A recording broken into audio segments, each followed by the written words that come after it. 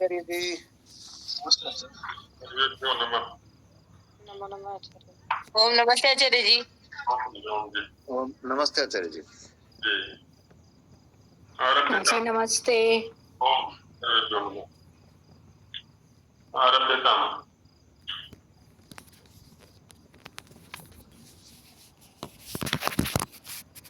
आज कन्या गुरुकुल वाले नहीं आए लगता है। आज नहीं आ पाए हैं आचार्य जी बोला। अच्छा अच्छा, चलिए कोई नहीं, हम कर लेंगे। नमस्ते आचार्य जी। ओम जय। ओम सहना भवतु सहनौ भुनक्तु सह वीर्यं करवावहै तेजस्विनावधीतमस्तु मा विद्विषावहै। ओम शांति शांति शांति।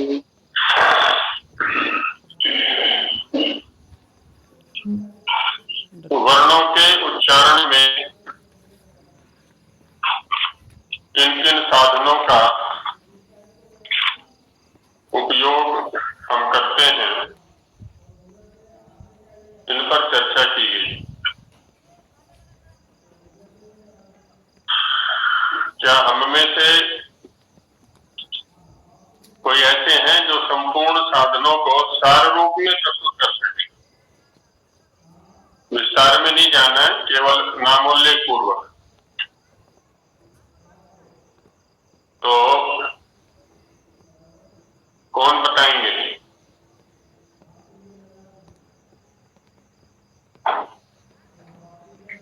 इन्हीं की उपस्थिति है आरंभ से लेकर के अब तक। नाम बोलूं या बिना नाम बोले ही सामने आएंगे कोई?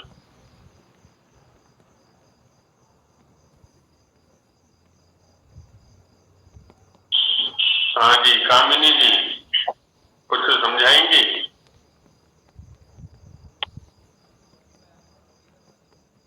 नमो नमः आचार्य जी। ओम नमो नमः। आरम्भतः जी अस्मि केवलं पंचम प्रकरण में व्याख्यां करोमि। आरम्भतः न सक्षमः अस्मि। नहीं, केवलं नामोल्लेखः कार्यः। अन्यः कश्चित्? रजनी जी हैं, बहन रजनी जी। जी गुरुजी, प्रकरण का नाम बताना है केवल? साधनों का किन किन साधनों का उपयोग करके हम किसी वर्ण का उच्चारण करते हैं। अच्छा, साधन मतलब साधन। हाँ, जैसे कुछ साधनों की चर्चा आरंभ में हम कर चुके हैं, आकाश वायु प्रभव और आत्मा बुद्धिया, वहां से आरंभ हुआ। अब ऐसे तो सारा मैं ही बता दूंगा, फिर कुछ आप लोग बताइए, फिर आपस में देखते हैं, कुछ एक दूसरे से बोलेंगे। आचार्य जी मैं कोशिश करूं? जी बिल्कुल बिल्कुल, प्रयत्न कीजिए। तो किसी भी वर्ण के उच्चारण में आत्मा, आत्मा से बुद्धि, आकाश क्योंकि उसके बिना उसकी गति नहीं है, नाभि, कंठ, करण, मुख में विभिन्न स्थान, वायु और प्रयत्न। जी बिल्कुल, बहुत सुंदर, सारे ही इसमें साधन आपने गिना दिए। इतना ही उसमें अपेक्षित था, और बाकी तो इनका विस्तार है आगे। प्रयत्न कितने प्रकार के हैं, कौन कौन से हैं, वायु कितने प्रकार का है, स्थान कौन कौन से कितने प्रकार के हैं, आदि आदि सब इन्हीं का विस्तार है।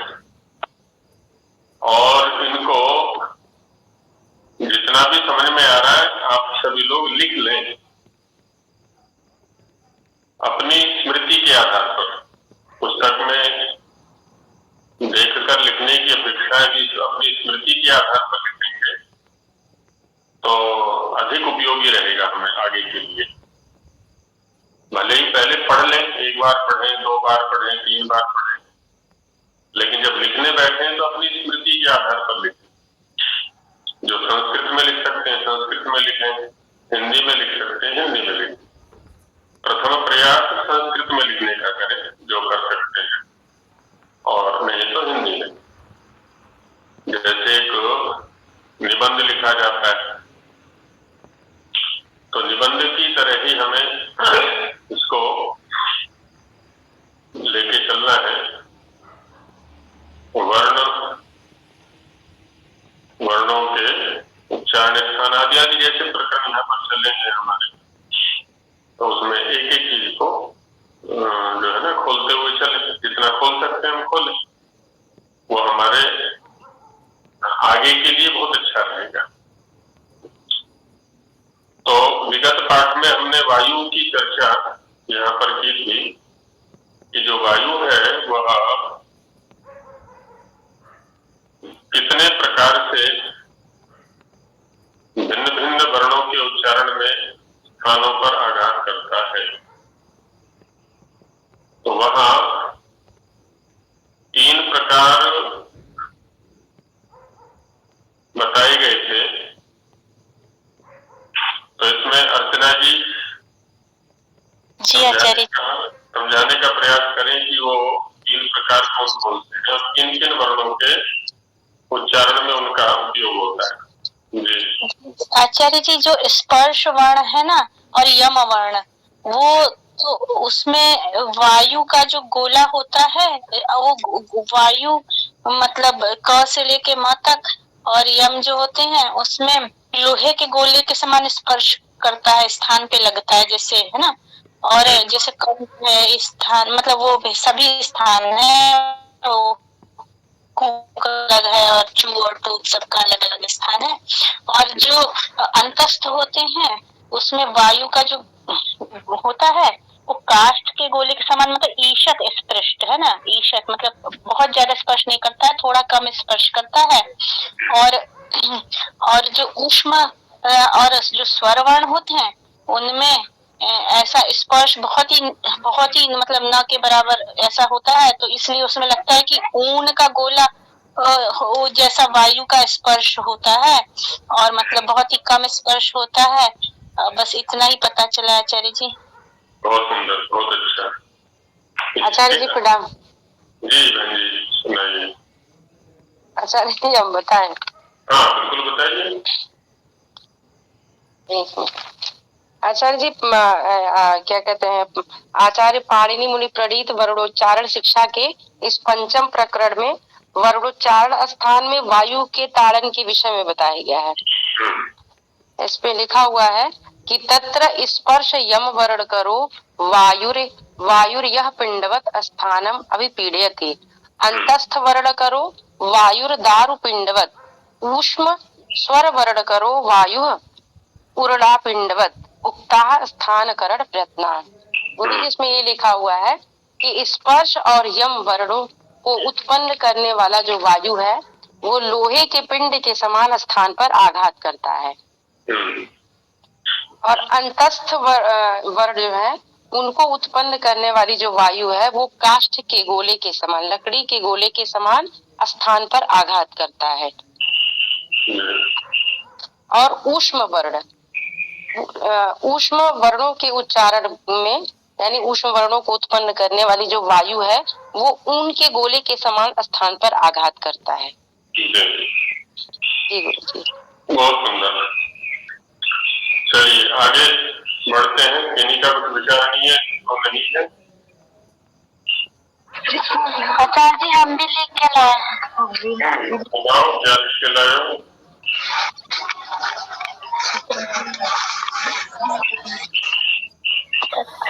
तत्र स्पर्श यम वर्ण कारो वायु रय पिंड वत स्थान अभिपिंडयति, अंतस्थ वर्ण करो ककार से लेकर मकार तक, अर्थात क वर्ग से लेकर प वर्ग तक को लोहे के गोले के समान स्थान को आघात करता है।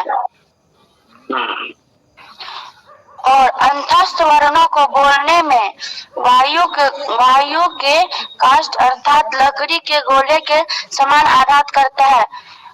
और शादी अर्थात 22 स्वरों के उच्चारण में ऊन के गोले के समान स्थान में बोलने में आघात करना चाहिए और जो स्थानकरण प्रयत्न पहले जान चुके हैं। जी बहुत सुंदर। प्रीति जी कुछ कहना चाह रही है संभवतः। जी आचार्य जी, प्रणाम आचार्य जी। आचार्य जी मेरा एक प्रश्न है, यहाँ पे जब हम 61वां सूत्र कर रहे थे, इस सूत्र से संबंधित नहीं, मेरा 61वें सूत्र से संबंधित। आचार्य जी ये जो विवृत कंठा शब्द है, इसमें क्या समास होगा? विवृतः कंठः येषाम्, बहुव्रीहि समास।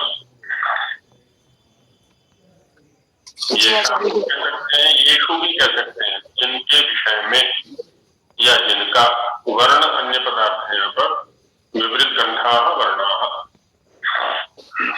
आचार्य जी एक और प्रश्न है 63वें सूत्र में, यहाँ पे ये बताया गया है कि जो वर्ग का तृतीय और चतुर्थ वर्ण है, अंतस्थ वर्ण है, हकार है, अनुस्वार है, और जो यम का जो तीसरा चौथा वर्ण है वो, और जो नासिक्य है, यहाँ पे जो ये नासिक्य शब्द आया है वो स्वरों से संबंधित है कि जो स्वर सानुनासिक होते हैं, अर्थात यहाँ पे जैसे यहाँ कितने वर्णों का मतलब कितने वर्णों को गिनेंगे हम यहाँ पे जो नासिक्याश्च ये शब्द है इसमें? हाँ ठीक बात है। अब ये देखें कि नासिका का संबंध किस किस वर्ण के साथ है। सामान्य रूप से तो जैसे आरंभ में स्थान प्रकरण में आया था, अनुसार यमः नासिक्या, ये विशुद्ध नासिक्य है, उनका आचार्य ने अलग से स्वतंत्र परिगणन यहाँ पर कर दिया है। और पंचम वर्ण भी है, उनमें भी नासिका का उपयोग होता है, उनके लिए अग्रिम सूत्र आ रहा है, यथा तृतीया तथा पंचमा आनुनासिक्यम येषाम् अधिको गुणः। अब इनके अतिरिक्त नासिका का उपयोग कहाँ होता है? तो जैसे यहाँ व्याख्यान में कहा है कि स्वर है, हालांकि स्वर जितने भी हैं वो सब स्वर से तात्पर्य हो गया जो निरनुनासिक है। निरनुनासिक दशा में तो क्या रहेगा, वो विपरीत रहेंगे, क्योंकि खुले कंठ से बाहर निकलेंगे वो एकदम। लेकिन जैसे ही नासिका का सहयोग उसमें लिया जाएगा तो वो समृद्ध दशा में आ जाते हैं। अब देखिए अपने स्वर को उच्चारण करके, तो एकदम अंदर आ जाता है स्पष्ट रूप से। तो इसलिए यहाँ व्याख्या में लिखा हुआ है कि अकारादि स्वर जो अनुनासिक हैं वो भी इनमें आ जाएंगे, अनुनासिक होने पर, निर्नासिक होने पर नहीं। जी आचार्य जी तो यहाँ पे प्रत्येक स्वर के जो नो भेद हमने किए थे, मतलब नो सानुनासिक और नो निरनुनासिक प्रत्येक स्वर के, तो यहाँ पे अकार मतलब सब वर्णों सब स्वरों के नो भेद मतलब जितने होते हैं सानुनासिक में उसके हिसाब से लेंगे। आधे इसके पास आगे देखा जाए, आधे उसके पास रहेगा। हाँ जी बिल्कुल जी आचार्य जी धन्यवाद। इसको बोल दीजिए, इधर से बोल दीजिए। हाँ गंध तो आ रही थी, बोल दीजिए इसको पूरा को। जी आगे बढ़े। उदय जी ने भी हाथ उठाया हुआ था, उदय जी कुछ कहना चाह रहे थे?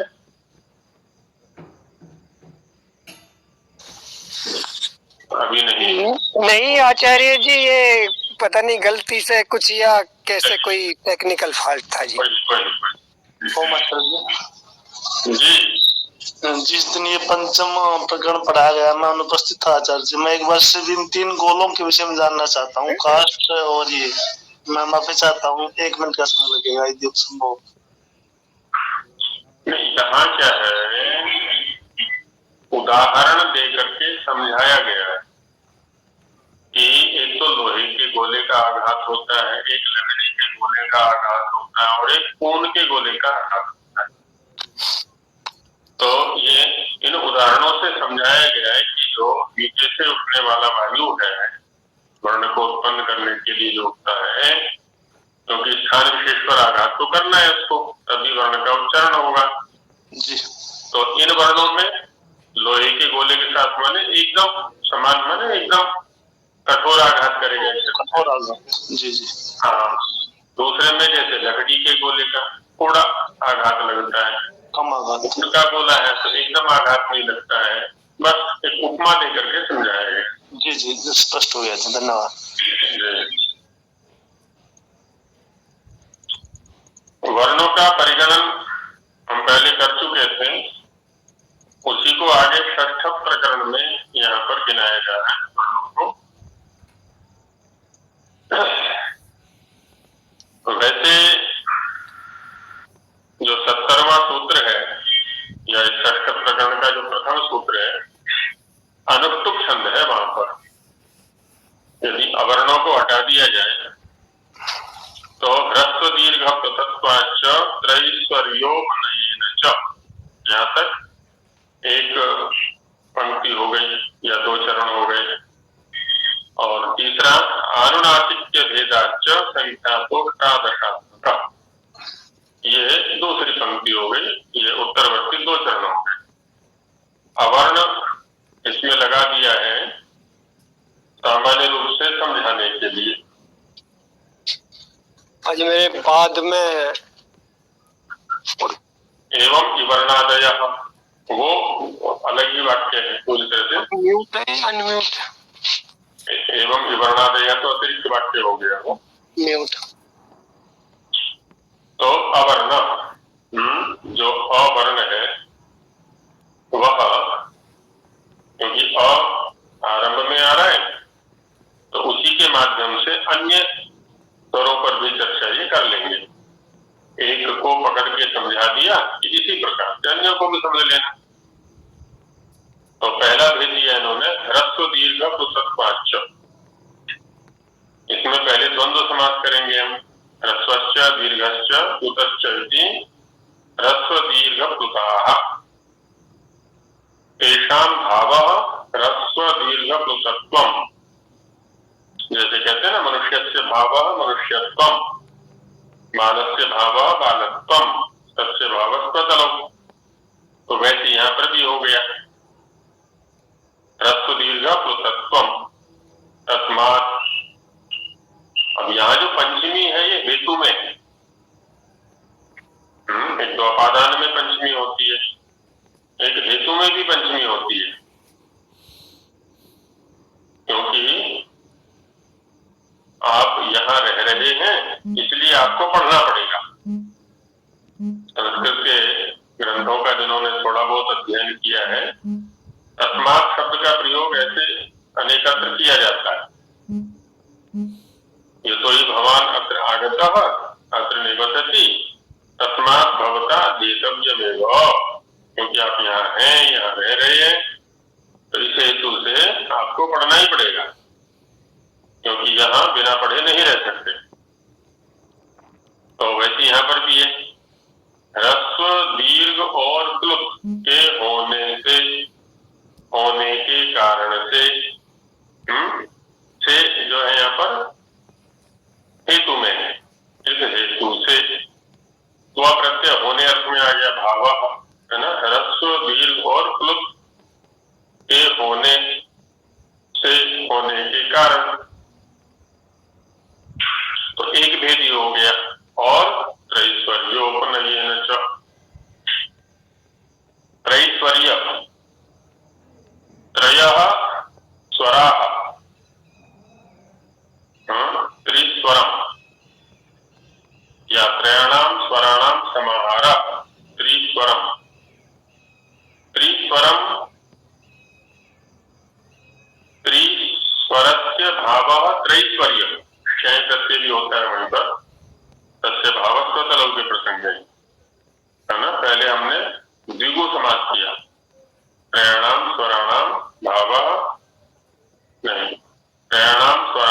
समाहार त्रिस्वरम और त्रिस्वरस्य भावः त्रैश्वर्यम्।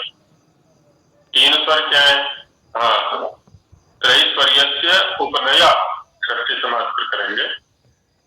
त्रैश्वर्यस्य उपनयः त्रैश्वर्योपनय तेन। यहाँ हेतु में तृतीया हुई, वहां हेतु में पंचमी थी, यहाँ हेतु में तृतीया है।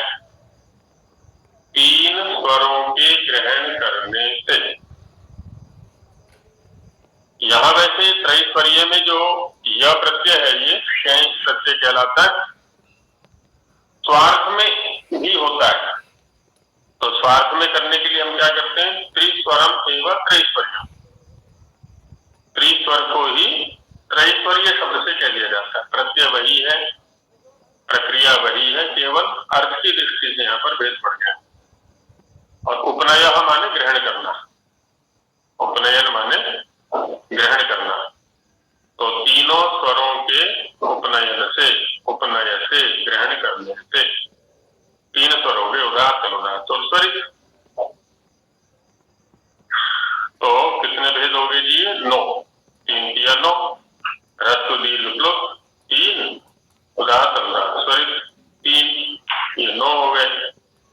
अब इसमें कहा अनुनासिक्य भेदाच, अनुनासिक्य के भेद से, अनुनासिक के भेद से। तो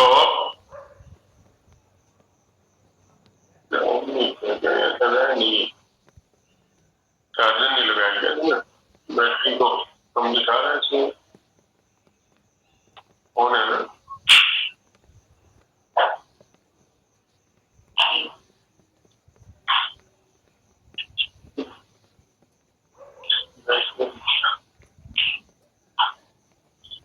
एनर्जी सेवर ऑन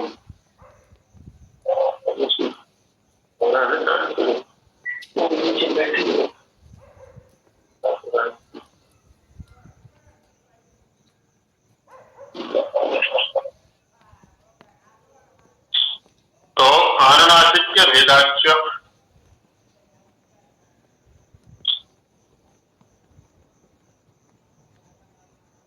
अनुनासिक जो संज्ञा है वो वर्ण की है।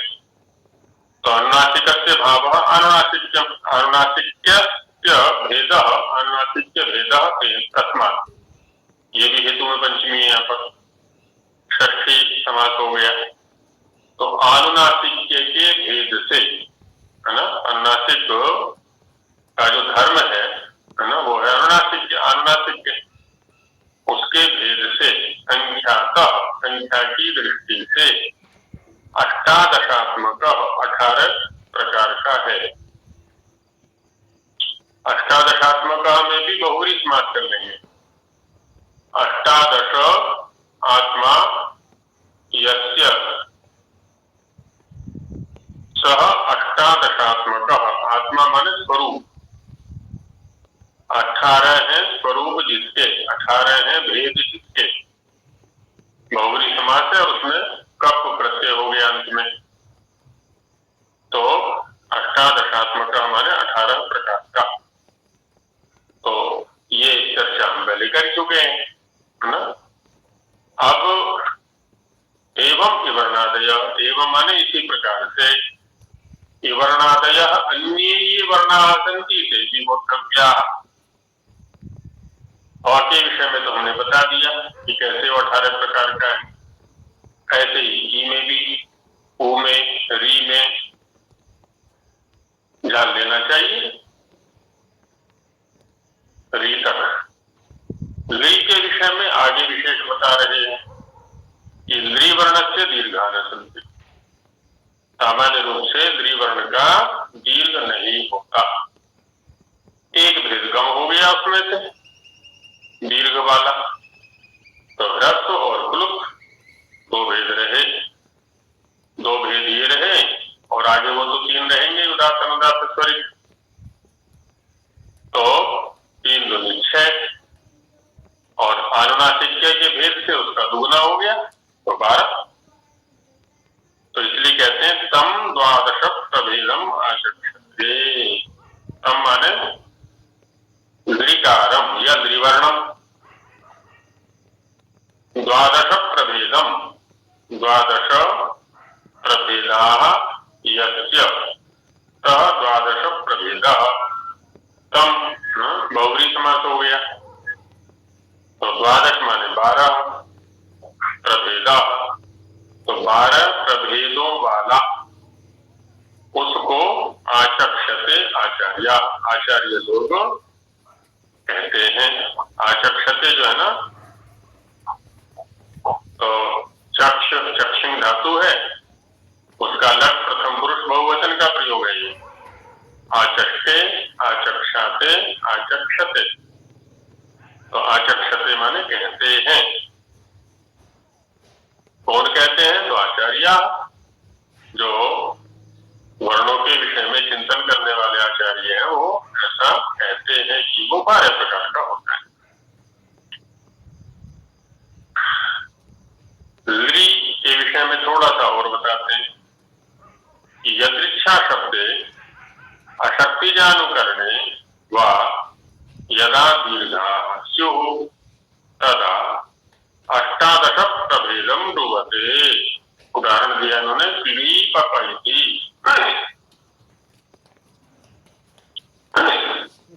कहते हैं यदृच्छा शब्दे, शब्दों के प्रकार पर आरंभ में चर्चा की गई थी कि कई प्रकार से वर्गीकरण शब्दों का किया जाता है।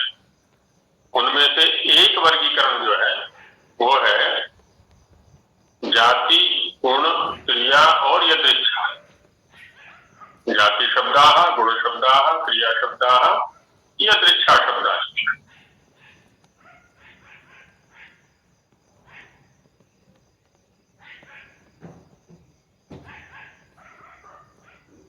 पर्याप्त करते हैं हम आपस में,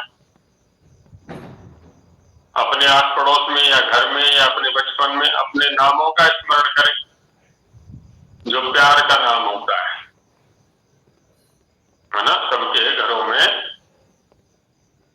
प्यार के नाम रहे हैं और सबने अपने अपने बच्चों के भी प्यार के नाम रखे।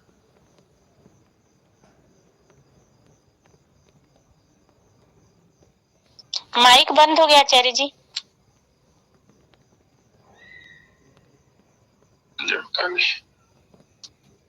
तो आचार्य जी आपकी आवाज नहीं आई थी। हाँ जी, अभी आ रही है? हाँ जी, अब स्पष्ट है। हाँ जी, तो यदृच्छा शब्द के विषय में चर्चा चल रही थी कि अपने अपने बचपन में जाएंगे तो सबके प्यार के नाम रखे हुए थे माता पिता ने, और अपने बच्चों के नाम भी प्यार के रखे हुए हैं। चिंटू, पिंटू, मिंटू, टिंटू आदि आदि इसी प्रकार के हैं ये। अब इनके अर्थों पर ध्यान दें तो अर्थ क्या निकलेगा इनका?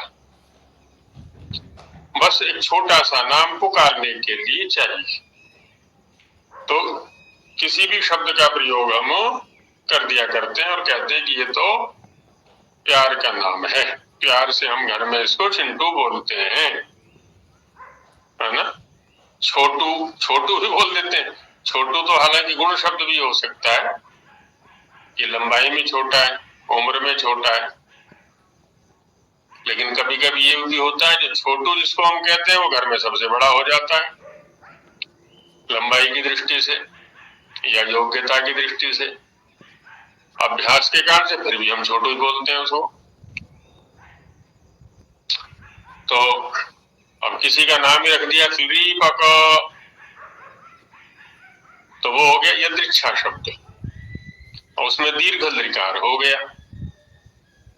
और दूसरा अशक्तिजानुकरण। अशक्तिजानुकरण क्या होता है? न शक्ति ही अशक्ति ही, है ना, नए तत्पुरुष। अशक्ते जातः अशक्तिजः, उपपद तत्पुरुष। अशक्ते पंचमी है यहाँ पर। अशक्ते जातः अशक्तिजः, अशक्ति से उत्पन्न। अशक्तिजस्य अनुकरणम अशक्तिजानुकरणम तस्मिन्, षष्ठी। अशक्ति माने इंद्रिय दौर्बल्य, इंद्रिय की दुर्बलता। इंद्रिय माने जो शब्द के उच्चारण में परम सहयोगी वागिंद्रिय है। तो वागिंद्रिय अभी विकसित नहीं हुआ है, जैसे प्राय बच्चों में होता है। बच्चे बोलना कुछ और चाहते हैं, बोलना कुछ और जाता है उनसे, क्योंकि अभी वागिंद्रिय पूरा विकसित नहीं हुआ है, जिसको हम तोतलापन बोल देते हैं कि बच्चा अभी तुतला के बोलता है। और प्रायः बचपन में र को ल बोल दिया करते हैं, रोटी को लोती ऐसा बोल देते हैं। अब किसी का नाम है रीता का या रीता का, वो बोल देता है रीता का, है ना, र की ल जैसी ध्वनि निकलती है उसकी। अब यहाँ पर क्या है, एक दृश्य हम सोच सकते हैं घर के अंदर कि दादा है, पिता है और एक नवजात शिशु है। नवजात माने ऐसा जिसका कि वागिंद्रिय पूरा विकसित नहीं हुआ है। उसने पिता से बोला मुझे लोती चाहिए, लोती, या लोती ही बोल दिया खाली। दादा ने पिता से पूछा पोता क्या कह रहा है। अब पिता के सामने दो स्थितियां हैं। एक तो बच्चे ने जो बोला है उसको शुद्ध करके अपने पिता को बता दे कि बच्चा रोटी ऐसा कह रहा है।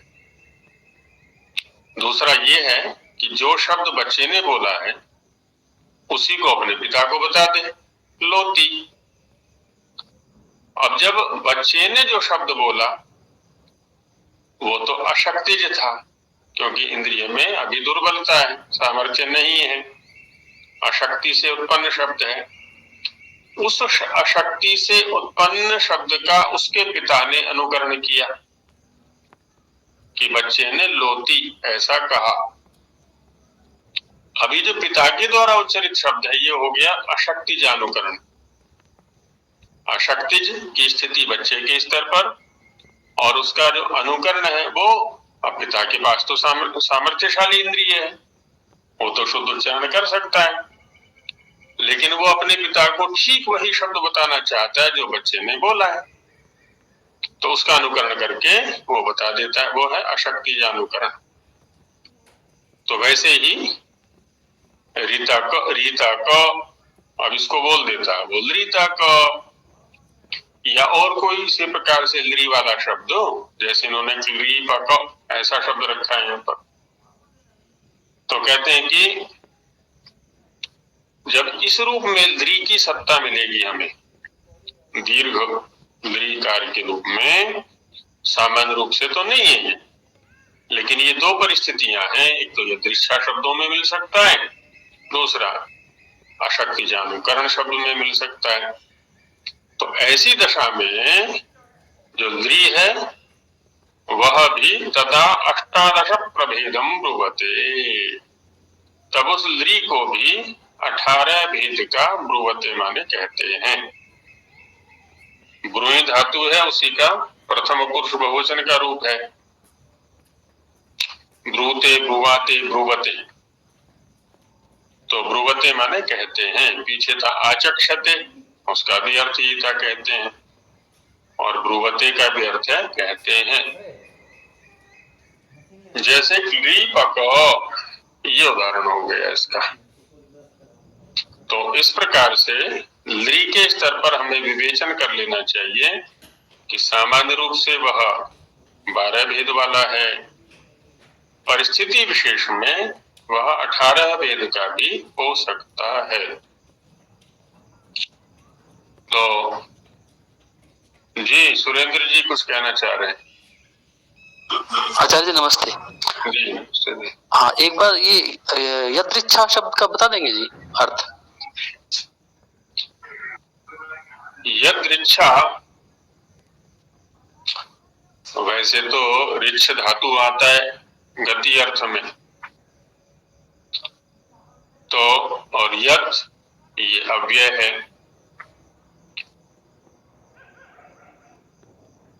यदृच्छा में प्रवृत्ति निमित्त के आधार पर हम इसका अर्थ देख सकते हैं।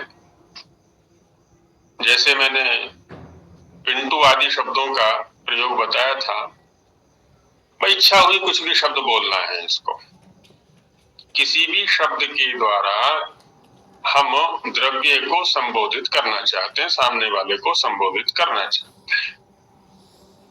यदृच्छया, यदृच्छया जो कुछ भी प्राप्त करने की इच्छा से बोला गया शब्द है वो यदृच्छा शब्द हो गया।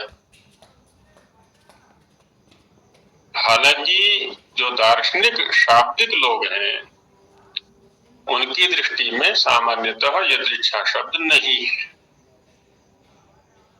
लेकिन शाब्दिकों में या वैयाकरणों में दोनों पक्ष रहे हैं। कुछ लोग अव्युत्पन्न पक्षों की भी, यदृच्छा शब्दों की भी सत्ता स्वीकार करते हैं। उन्हीं को अव्युत्पन्न शब्द भी कह दिया जाता है, जिनमें प्रकृति प्रत्यय, धातु प्रत्यय आदि का विवेक न हो सके, क्या धातु है क्या प्रत्यय है। प्रवृत्ति निमित्त के साथ में व्युत्पत्ति निमित्त कुछ घटित न हो सके। अब यहाँ पर जैसे दिखा दिया ना, पिंटू आदि शब्द हैं, अब पिंटू चिंटू आदि जो भी हैं, बस एक जो यहाँ शब्द के उच्चारण का निमित्त है वो है सामने वाले व्यक्ति को संबोधित करना। तो कोई लघु उपाय सोच लिया जाता है कि सुनने में भी अच्छा लगे और छोटा सा शब्द हो, बस। अब इसका सामने वाले के साथ में कुछ सार्थकता है कि नहीं है उससे कोई लेना देना नहीं है।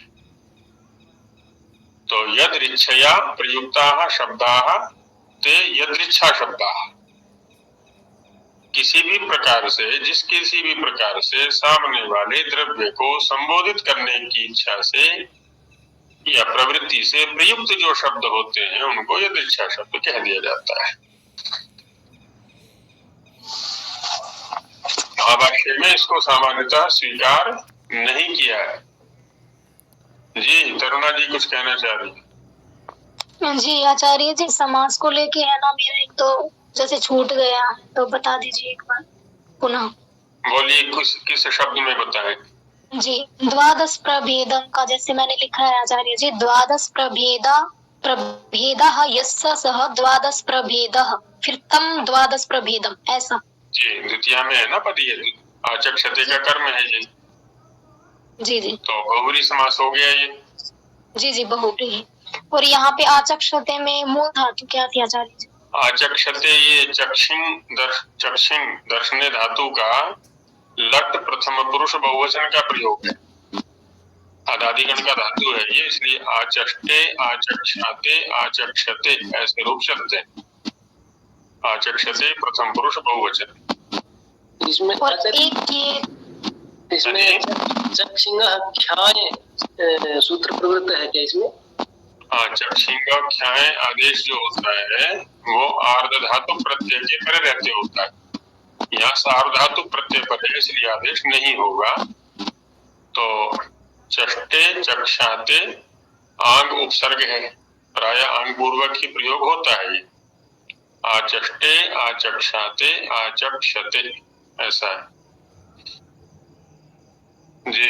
और एक आचार्य जी, ये जो अशक्ति जानु करने में तीसरा वाला जो बोला था समास, वो रहता है आचार्य जी। जैसे एक में तो उपपद वाला हो गया आचार्य जी, एक और बोला था जैसे अनुकरण करने, उसमें अशक्तिजस्य अनुकरणम, षष्ठी पुरुष। जी धन्यवाद आचार्य। हाँ जी, तो ये हो जाएगा।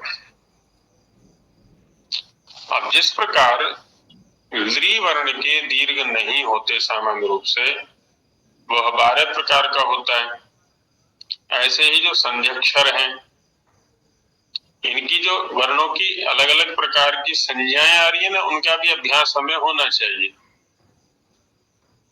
गुण भेद से, क्रिया भेद से, प्रयोग भेद से, स्वरूप भेद से इनकी अनेक संज्ञाएं आ चुकी हैं।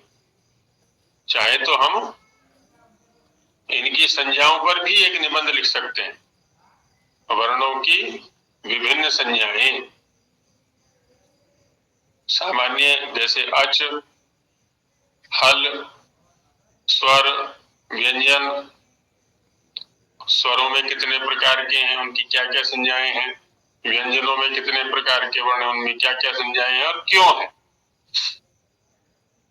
स्कूलों में, विद्यालयों में पढ़ते पढ़ाते समय भी इनको यदि इस रूप में हम प्रस्तुत करेंगे कभी कक्षा में, रोचकता भी आ जाती है छात्रों में, जो है ना, रुचि बनती है और अर्थपूर्वक वहां प्रस्तुति दें कि देखो व्यंजन इसलिए कहते हैं, स्वर इसलिए कहते हैं, अच इसलिए कहते हैं, हल इसलिए कहते हैं, स्पर्श इसलिए कहते हैं, अंतस्थ, ऊष्म, अयोगवाह, प्रत्येक संज्ञा अनवर्थता लिए हुए, ह्रस्व, दीर्घ, प्लुत, उदात्त, अनुदात्त, स्वरित, सानुनासिक, निरनुनासिक, संधि अक्षर, सबके पीछे अनवर्थता है, अर्थानुसारिता है। तो इनको अलग अलग हमें लिखेंगे ना, हम लिखेंगे तो अभ्यास हो जाएगा। फिर लिखते समय स्मृति का प्रयोग करें, पुस्तक का प्रयोग से बचें, पहले अभ्यास कर लें। अब देखिए, संध्यक्षराणाम ह्रस्वा न सन्ति, जैसे पीछे कहा था द्विवर्णस्य दीर्घा न सन्ति, तो वैसे ही यहाँ पर संध्यक्षरों के, संध्यक्षर माने ए, ऐ, ओ, औ, इनके ह्रस्व नहीं होते।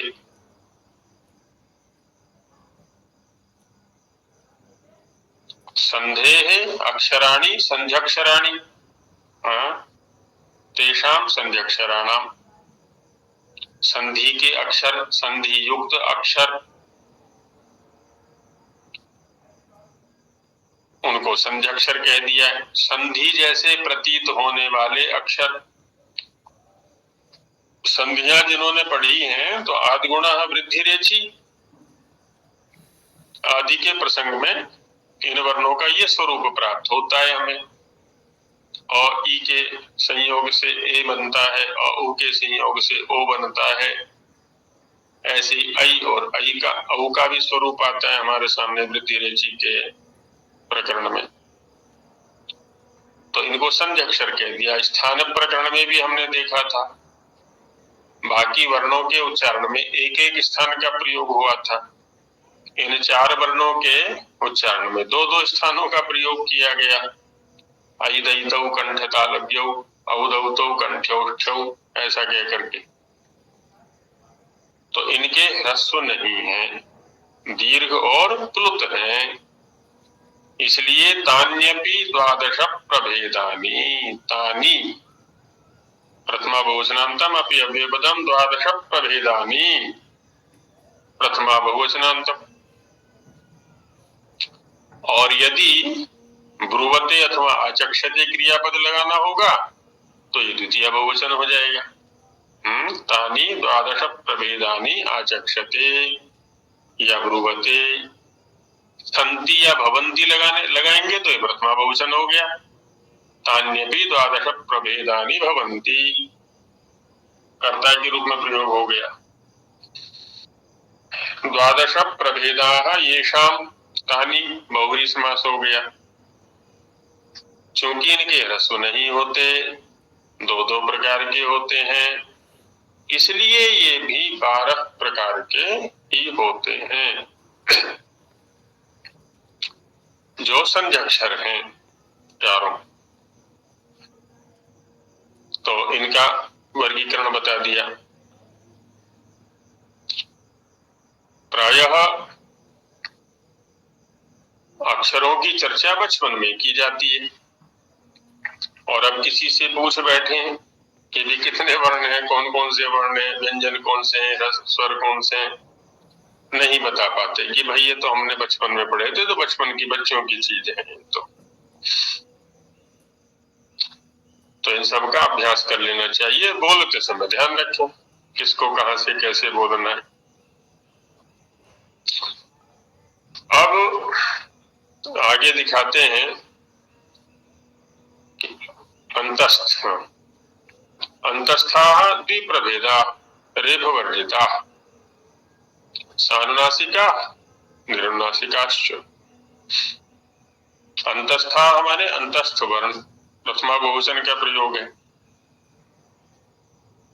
द्विप्रभेदा, द्वौ प्रभेदौ येषाम ते द्विप्रभेदा, दो दो भेद हैं जिनके। बहुरी समास। रेफ वर्जिता, रेफेण वर्जिता, रेफ वर्जिता तृतीया, रेफ से वर्जित। जैसे कहते हैं ना, लिखा होता है कई स्थानों पर आश्रम आदि में, धूम्रपान वर्जित क्षेत्र, तो धूम्रपानेन वर्जितम क्षेत्रम, धूम्रपान वर्जितम क्षेत्रम या स्थानम, आश्रम पदम आदि आदि। तो रेफेण वर्जिता, रेफ वर्जिता अंतस्था, अंतस्थों में रेफ भी आता है, या अलावा। तो रेफ रहित, रेफ रहित का भी यही अर्थ है, रेफेण रहिता, रेफ रहिता, रह त्यागी धातु है, तो रेफ रहिता माने रेफ त्यक्ता, रेफ के द्वारा परित्यक्त। जो तीन हैं वो दो दो प्रकार के होते हैं। क्या है वो प्रकार? सानुनासिका, अनुनासिका, अनुनासिक सहित और अनुनासिक रहित। य, इय, व, ल, ल, र अकेला है। अनुनासिकेन सहिताः सानुनासिकाः, अनुनासिकेन रहिताः निरनुनासिकाः। या निरनुनासिक में हाँ नासिकेन रहिता ऐसे करेंगे। तो ये अंतस्थों में दो दो प्रभेद हो गए। अब बचे रेफ और ऊष्म वर्ण, तो उनके लिए बताते हैं कि रेफोष्मणाम सवर्णान सन्ति, रेफोष्मणाम षष्ठी बहुवचनांतम, सवर्णाः प्रथमा बहुवचनांतम, न वेपदम सन्ति क्रियापदम। रेफश्च ऊष्माणश्चेति रेफोष्माणः तेषाम् इतरेतर योगो द्वन्द्वः। रेफस्य ऊष्मणाम च वर्णानाम सवर्णा न भवन्ति। कहते रेफ और जो ऊष्म वर्ण हैं, श, श, ख, स, ह, ये ऊष्म वर्ण में आते हैं, तो इनके सवर्ण नहीं होते। सवर्ण संज्ञा जो है ये भी पारिभाषिक है। व्याकरण के अंदर अष्टाध्यायी में प्रथम पाद, जो प्रथम अध्याय का प्रथम पाद है, उसमें नवम सूत्र है तुल्यास्य प्रयत्नम सवर्णम। जिन वर्णों का जिन अन्य वर्णों के साथ स्थान और आभ्यंतर प्रयत्न तुल्य होता है वे परस्पर सवर्ण संज्ञक होते हैं। स्थान और आभ्यंतर प्रयत्न। तो कहते रेफ और ऊष्म वर्ण ऐसे हैं जिनका कोई सवर्ण नहीं है, इनका कोई साथी नहीं है, अकेले रहते हैं। तो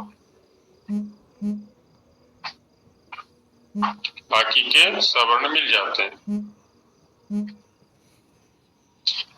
अब बचे स्पर्श वर्ण। स्पर्श वर्ण में कादयो मावसाना स्पर्शा ऐसा कहते हैं। जी शास्त्री जी कुछ कहना चाह रहे हैं?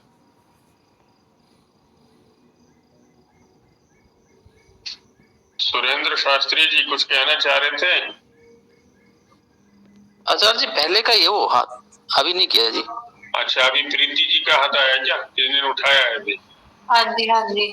हाँ जी। आचार्य जी एक सूत्र आया था, वो पूरा याद तो नहीं है मुझे, सरेफ करके एक सूत्र आया था, उसमें ये बताया गया था कि जो रिकार है उसका रेफ सवर्णी हो जाता है, या रेफ का जो रिकार है वो सवर्णी हो जाता है, ऐसा कुछ था ना पहले।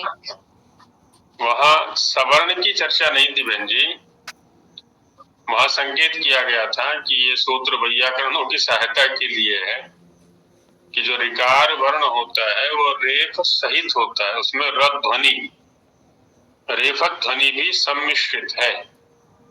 और वहां भाष्यकार ने उदाहरण दिया है कि जैसे माता के अंदर स्थित गर्भ माता के ग्रहण से गृहीत होता है, अलग से उसकी कोई स्वतंत्र सत्ता नहीं है, यही स्थिति रिकारगत रेफ की भी होती है।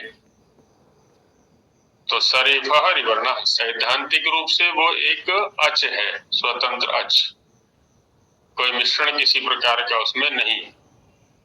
लेकिन कुछ कार्य ऐसे हैं व्याकरण के अंदर जहां पर रिकार वाले कार्य रेफ वाले कार्य रिकार में भी कर लिए जाते हैं, रिकार के निमित्त से कर लिए जाते हैं। जैसे अणत्व का बताया था वहां पर मातृनाम पितृनाम आदि में रेफ से उत्तरवर्ती नकार को नकार होता है, रिकार से उत्तर भी हो जाता है। सावर्णी की चर्चा वहां पर नहीं थी, सवर्ण संज्ञा की चर्चा नहीं थी वहां पर। आचार्य जी सवर्ण थोड़ा समझ में नहीं आया, सवर्ण किसे कहते हैं?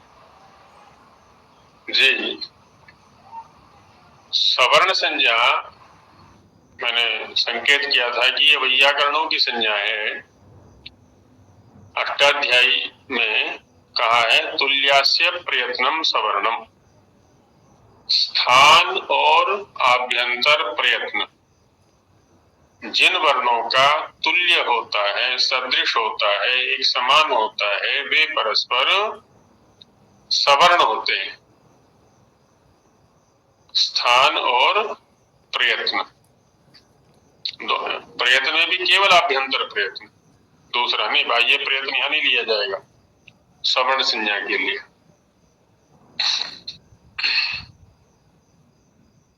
तो उनकी परस्पर जैसे आ दीर्घ है, आ प्लुत है, अब दोनों का उच्चारण स्थान एक है, कंठ, प्रयत्न भी एक है, विवृत करना स्वरा आभ्यंतर प्रयत्न, तो इनकी क्या है सवर्ण संज्ञा हो जाती है आपस में, है ना। हम कह सकते हैं कि जो 18 प्रकार का आकार है या आकार के 18 भेद हैं, या कहें कि आकार 18 है, तो 18 आकार परस्पर सवर्ण संज्ञक हैं। ऐसे ई 18 है, तो 18 ई जो है ना, 18 ई का एक कुनबा है, एक परिवार है, तो उनकी परस्पर सवर्ण संज्ञा है। तो उसमें सवर्ण संज्ञा का लाभ व्याकरण के अंदर आता है। एक लाभ तो ये होता है किसी एक का ग्रहण करा दिया जाता है और वो अकेला ही सबका ग्रहण करा लेगा 18 का। अनुदित सवर्ण से चा प्रत्यय सूत्र है। तो अ कहा, तो अ से क्या है, सवर्णी जो आके हैं 18 उन सबका ग्रहण करा देगा। जैसे अस्य चौ सूत्र है, तो अस्य अ में 18 प्रकार का ग्रहण हो गया। और भी अनेक प्रसंग ऐसे हैं। तो स्थान और आभ्यंतर प्रयत्न जिनका तुल्य, वे वर्ण आपस में सवर्ण कहलाते हैं।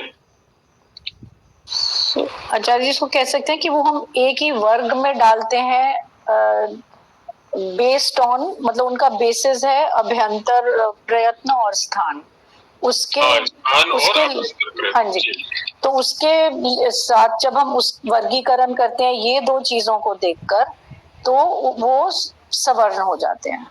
जी बिल्कुल, वो सवर्ण हो जाता है। जी, मतलब वो एक ही थैली के चट्टे बट्टे।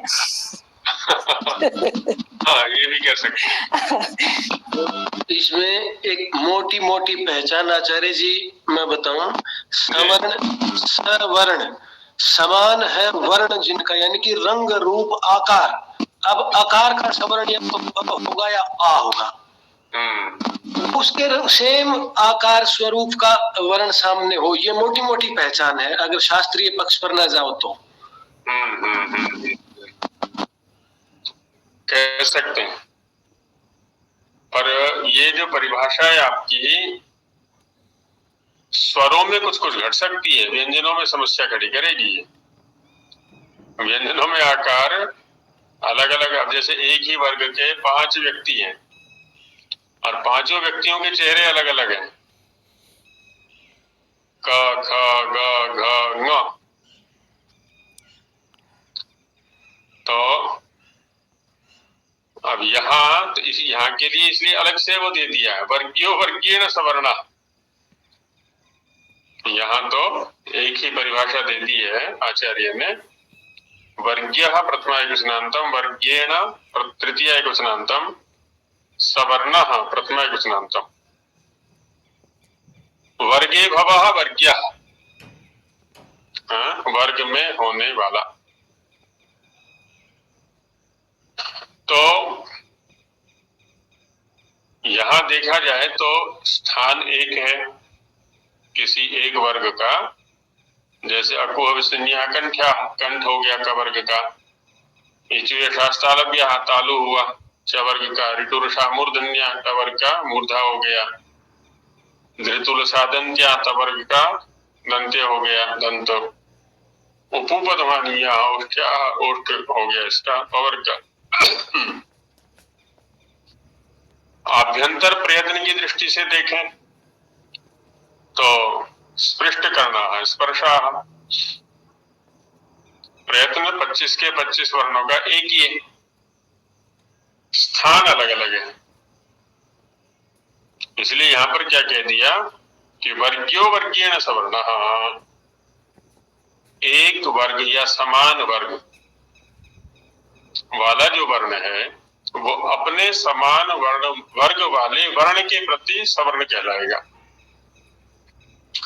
तो कवर्ग वाले वर्ण परस्पर सवर्ण है, ऐसे चवर्ग वाले, टवर्ग वाले, तवर्ग वाले, पवर्ग वाले, सबके सब वर्ण जो हैं वो समान है, सवर्ण है। वर्गीयो वर्गीण सवर्ण। अब सवर्ण का उपयोग कहाँ होता है, तो अनेक स्थानों पर उपयोग होता है व्याकरण के अंदर। अनुस्वार से यही पर सवर्ण, झरो झरी सवर्णे आदि आदि अनेक प्रसंग है सवर्ण से। अणुज सवर्ण से प्रत्यय तुल्या तो सवर्ण संज्ञा हो गई करिए तो अकः सवर्णे दीर्घ, अकः सवर्णे दीर्घ। ऐसे क्या ना सवर्ण संज्ञा के प्रयोग क्षेत्र बहुत सारे हैं अष्टाध्यायी के अंदर, व्याकरण के अंदर। तो जब उनको पढ़ेंगे प्राय संधि प्रकरण में सारे आ जाते हैं, तो वहां इनका उपयोग आएगा। यहाँ भी हमने स्वरूप की दृष्टि से इनको देख लिया है। तो इस प्रकार से आज हमने सभी वर्णों का जो वर्गीकरण है अवान्तर अंदर का, उसको सूत्रों के आधार पर समझने का प्रयास किया है। कल थोड़ी और चर्चा शिक्षा ग्रंथ की होगी और कल ही इसको पूर्ण करने का प्रयास करेंगे, इस शास्त्र को, शिक्षा शास्त्र को। तो आज यही विराम लेते हैं, अभी समय भी हो गया। आचार्य जी इसके बाद क्या चलेगा? इसके बाद व्याकरण का आरंभ करेंगे, उसमें कुछ परिचय कराएंगे प्रवेश के लिए, जिसको हम व्याकरण प्रवेश कह सकते हैं। कुछ समासों का परिचय, कुछ विभक्तियों का परिचय, कुछ कारकों का परिचय, जी। तो सामान्य परिचय कराएंगे, बाकी आप लोगों की जिज्ञासा में और कोई विषय आएगा तो उसको भी ले लेंगे साथ में। जी। तो देखते हैं, पहले इसको करते हैं और सभी लोग इस पर निबंध भी लिखेंगे पूरे शिक्षा शास्त्र के ऊपर, मनोचान शिक्षा के ऊपर क्या क्या विषय आए हैं, क्या क्या संज्ञाएं आई हैं, उनके अर्थ क्या हैं, उनके प्रवृत्ति क्षेत्र क्या है, संज्ञा और संजीव कौन है, आदि आदि जो भी है। तो एक अच्छा रोचक निबंध तैयार होगा और जिनका निबंध सबसे अच्छा होगा उसको यहाँ से निकलने वाली जो वेदवाणी पत्रिका है उसमें प्रकाशित नहीं करेगा। जो एकदम सधे हुए शब्दों में निबंध लिखेंगे, संस्कृत में लिखेंगे तो संस्कृत में प्रकाशित करेंगे, हिंदी में लिखेंगे